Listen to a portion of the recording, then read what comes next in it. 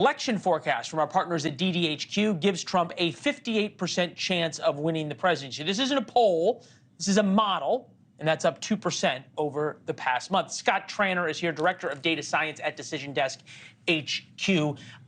Pretty clear from that number and from other models, not nearly as good as yours, but the data scientists around the country seem to be in agreement that you'd a lot rather be Donald Trump tonight. Yeah, absolutely. And one other thing to point out, when we were having this conversation a month ago, it was roughly at 56%, and that was pre-conviction. So we had a major news event, and it stayed relatively stable, which should give us an insight heading in tonight. And that insight is what? Insight is one of these candidates has to do something unexpected, otherwise we're not going to see much movement. So in other words, they have to do something bold, and the person conceivably who would have to do that, something very bold, is Joe Biden. Yeah. Do we see anything in the polling that says this is what would change the numbers drastically?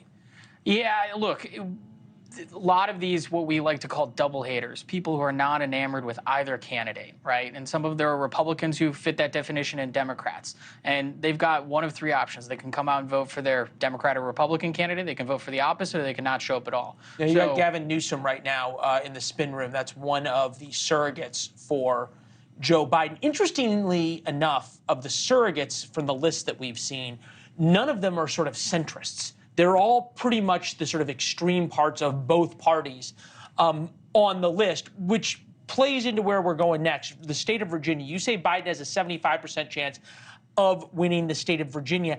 That is where Donald Trump is headed tomorrow for a rally. Why? With Republican Glenn Youngkin.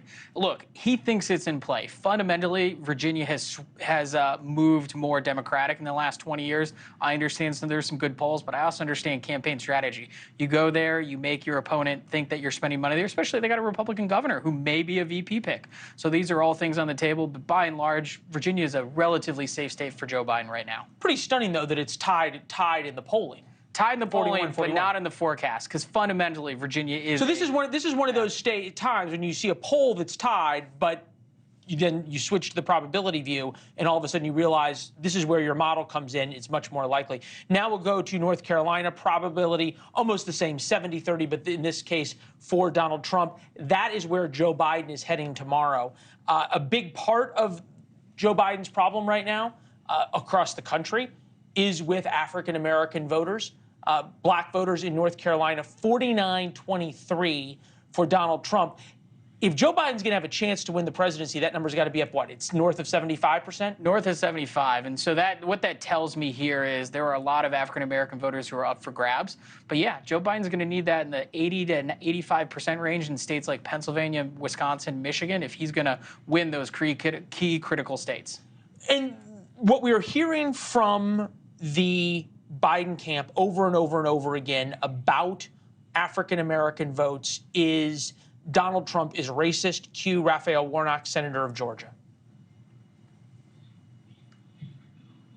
You want someone who is trying to literally roll the clock back. Do you want somebody who can run on their record of centering ordinary people? Or do you want someone who insults you by suggesting that you ought to vote for him because he has a criminal record? All right, so that brings us now to the Electoral College map. So we have up here your DDHQ sort of baseline, right? Virginia, in this case, is going to Joe Biden, North Carolina, going to Donald Trump. What is left up, Nevada, Arizona, we'll get to those in a minute, Wisconsin, Michigan, Pennsylvania, and Georgia. Those four states, the African-American vote makes or breaks it for Joe Biden. Absolutely, it does. 10 or 15% of the African-American vote switching one way or the other makes or breaks it in all those states. Just 10 or 15%? 10 or 15%. Of the African-American vote. Yeah. Black voters in particular have been hit the hardest when it comes to the past year of making ends meet. They're the ones who have the most number of African-Americans have said now they're having a hard time paying bills.